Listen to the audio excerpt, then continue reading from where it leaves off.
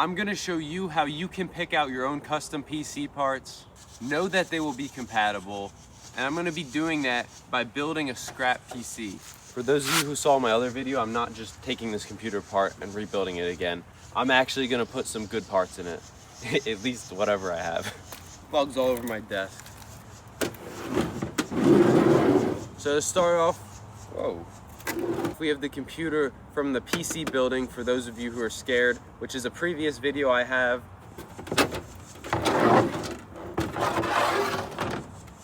Nothing crazy inside, just a basic old desktop, basic hard drive. There's some RAM, but I don't know if we're gonna be able to use it yet. We have some boxes full of random computer parts, so we're gonna be going through that. So here's the first box. There's some thermal paste in here. Got another SATA cable, a toothbrush, I guess for cleaning.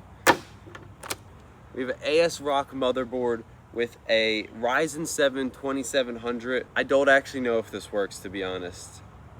Even if it does work, I don't know if I have the right parts for this, so this might be a pipe dream for now. I'm like 90% sure the motherboard doesn't actually work. So that's the whole first box. Nice HDMI cord. This says CPUs, computer parts. Second box. We have a CPU cooler.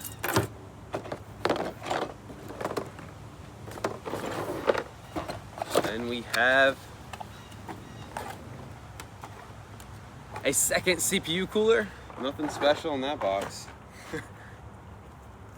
We have a nice cheap Amazon keyboard. It's time for the last box. We have an old Dell power supply, 290 watts. Might be able to make that work. We have a what looks to be DDR3 stick of RAM. We have a solid state drive. That's gonna come in handy. And we have a gigabyte motherboard with a crusted over CPU, which I think is an FX series from AMD. If I remember correctly, it's the 8000 whatever that model is. Toothbrush already comes in handy.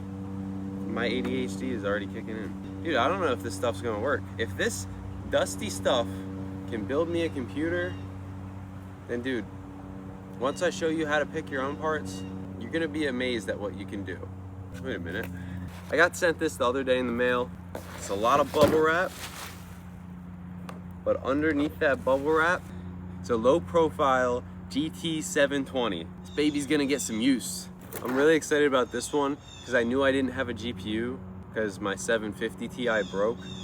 But I found this for $12 on Marketplace, so we'll see how it works. So now that we know everything we're working with, I'm gonna show you guys pick out your own custom PC parts according to your budget and know that they will be compatible with each other. Forgot to mention, we also have this 22-inch HD TV.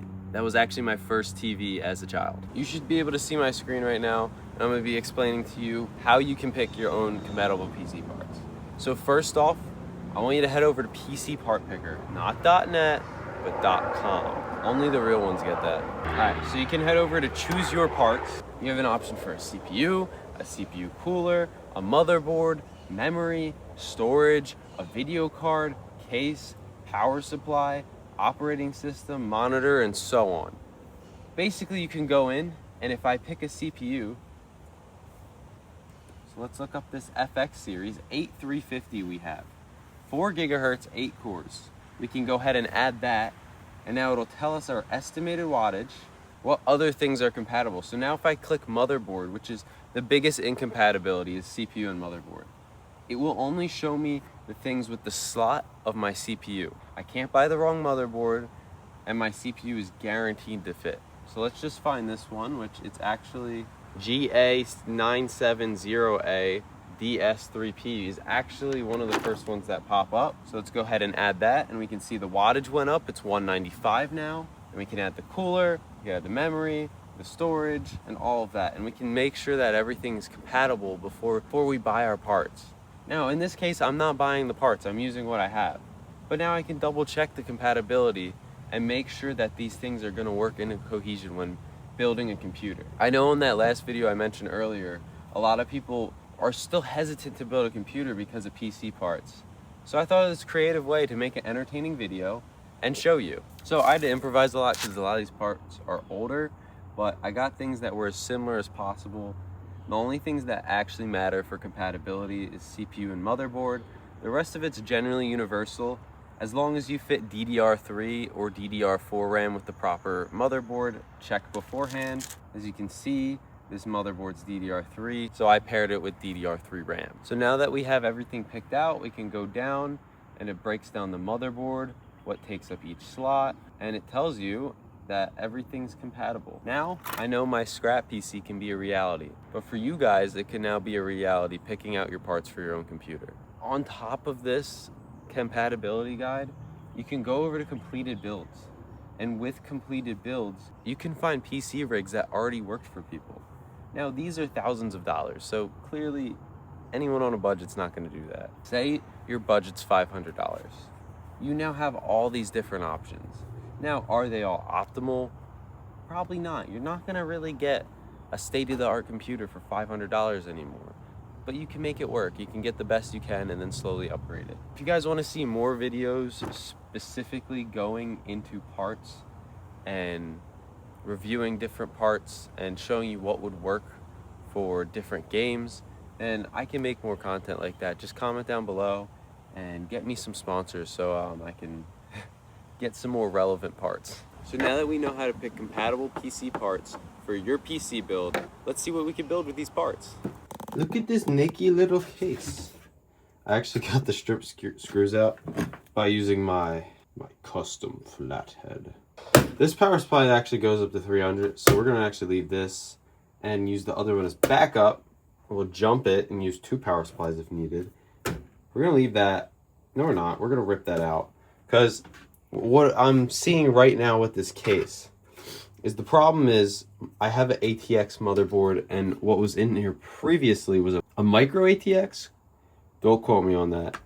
So I think we're gonna have to rig this case up, but my real profession should help with that. So we gotta get this back off. Oh shoot, that's for the power supply. IO shield out. Broke this one. Ha! Boom! CD drive out. Currently, the dilemma is... Well, actually, let's look at the motherboard. This motherboard is too big. Too large. And it's sideways. So, like, I can't put it in like that. I mean, I could actually move the power supply. Yeah, I might do that. I was gonna cut a hole in the bottom, but... Alright, we got the power supply. So we're gonna put this to the side. Bracket used for mounting hard drives is in the way. So I'm gonna measure how big that motherboard is, and what I'm gonna do is I'm gonna cut it and just get it out of the way. Pencils marked, speed square, boom, boom. This should be a light gauge, so if you have snips, fish hooks will go on whichever side is on this. So I want to use my left so that nope, I want to use my right because I want the fish hooks to go on the scrap piece. This is going to be the hard part. Thick piece of metal. Did I just break my snips? Let's get you a closer shot. Oh yeah. There we go. And you want to bend the metal up. Oh, it's secured down here too.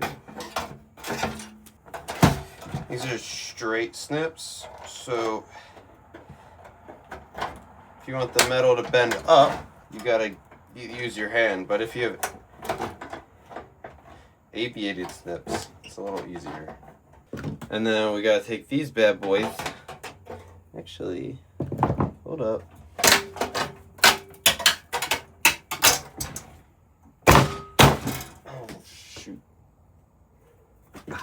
That was really bad time for you to see that. This is why you need to be careful when handling metal. Dude. Oh yeah, all patched up. Dude, that thing was dripping with blood. Did I get it in my computer? No, we're good. We ain't get it in the computer. Yeah, so that piece of metal, that little, I had a bracket under here I cut. It stabbed me. So, don't do that. Don't punch metal with your bare hand either. You really shouldn't do that. I don't know who taught me to do that. Definitely my own stupidity. Don't let that scare you. I'm just an idiot. Just don't make the same mistake I made.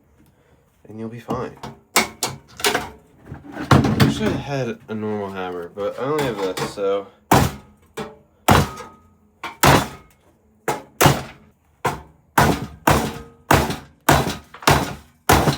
That worked.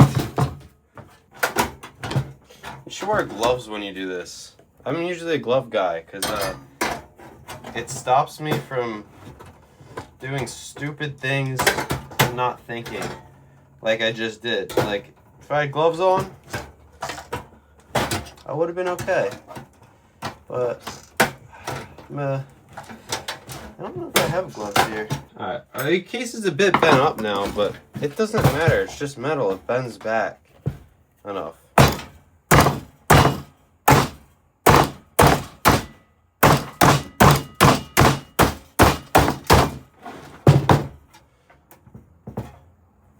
So now we have this sharp edge here, which I'm just gonna cut off. Can't afford any more mistakes. Watch your eyes. So now we have this, and we can put the motherboard in. This is how you want to clean it. You get some 70% rubbing alcohol. Get a little bit on the brush.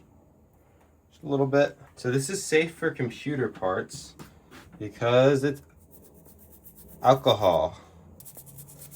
You should be able to see it come right off. Dude, that smells strong. It's not coming off. We need something more abrasive than a toothbrush. A paper towel. We want to be careful because this does have pins, so we don't want to bend the pins. But, as you can see, it's starting to come off. 2011 FX 8350, baby. Which you match the arrow, as we said before, which is right here with the CPU. Then we just bring these down and boom, it's in. How much easier that CPU was than the last one. Ah, shoot. Another thing in the way. You messed with the wrong guy on the wrong day.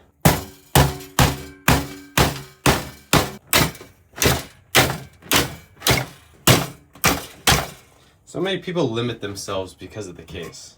Just do what you want. Pause. I'm gonna put some RAM in. Dang, this thing has 4 slots, bro.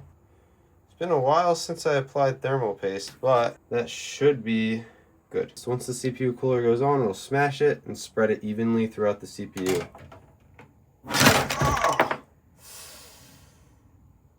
Those pins are sharp. I hope I didn't just break the motherboard doing that. Alright, the brackets are in. Just kidding, that's backwards. Alright. Oh, I kicked you. Alright, CPU fan. Now be careful because you don't want to smudge your thermal paste. And now you have your CPU fan that I actually plugged in on the wrong side. So I'm gonna have to like... Dang, you really put it on the wrong side. Boom. Let's get this bad boy in the actual computer. Boom. Let's hook up our power supply next. I don't really know where this is gonna go now. It has a fan right there, so it needs some holes. That sucks. I had some great content, but I cut this hole in the bottom of the computer with my flathead and hammer and some snips. So now we have airflow. Partially, but we have airflow. There's a spider crawling up that. Look at that guy. I think my phone overheated. It's really hot. I was slamming it so hard. I was kind of scared the motherboard was gonna break. Let me show you how this is done. Since it wanted to stop recording before, I'll do it again. Well, first I did something like this. I got my center punch, my scratch awl, and I went bam, bam, bam, bam, bam, bam, bam, bam, bam. I went a little deeper than that, but I don't want to break the motherboard. And then I went bam, bam, bam.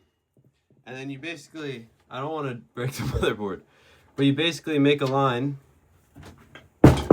drive your screwdriver in there, you make a line so that then you could pry it up. Take that line, shove your screwdriver, pry it up, And then you take your good old dandy snips and you chop, chop, chop, chop, chop. But now we have an airflow hole. Dude, people watching this video who actually know how to build computers are probably like, dude, this guy is like, never seen anyone like this. Build a computer like this. I've never built a computer like this either, if it helps. So now we got our vertical power supply. That's probably not gonna get enough air for now. We have to get this bad boy in here. So I think I'm just gonna put him here, secure him in one of those big holes at the bottom. Boom, just like that, it's plugged in. I hope this works. I don't even know if there's Windows installed on it. That one fit good. So now we have the SSD. So we go ahead and plug that in. So now we have all that. So now let's do the graphics card. Let's see if we can do it vertically. Do the low one. So you gotta make sure the slot's open. My phone overheated again, but you slide that in the slot. Pop it in, it clicks, and now it's secure. Normally you wanna put a screw here to secure it, but clearly I don't really care. So now the computer's together.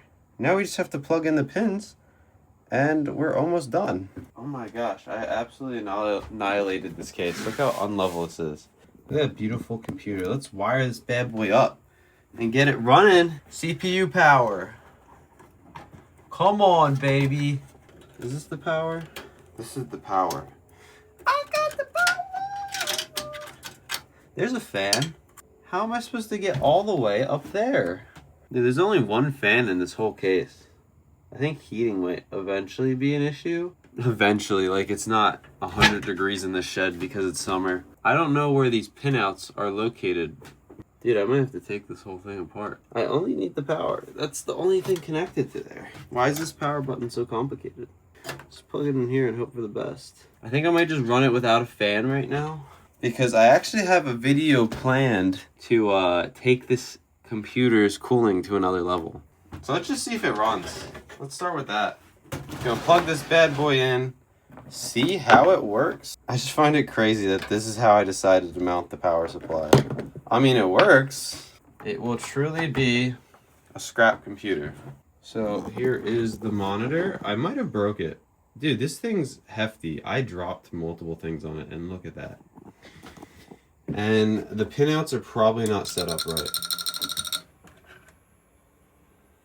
Dude, it actually turned on. Let's see if it boots. Dude, this guy better not have sold me a broken graphics card. So the power works. We're powering the CPU fan. Oh my gosh, it turned on. Dude, I can't believe it just powered on. This stuff is ancient. Dude, this powered on. I powered on my new experiment scrap PC. I showed you how to pick out compatible parts in this video. And if you want to see a video continuing this journey, where I set up this computer's Windows, I see how it runs, see if we could take this computer to another level, then make sure you subscribe and stay tuned for next week's video or the video after that. I might have to get some better cooling in this thing first though.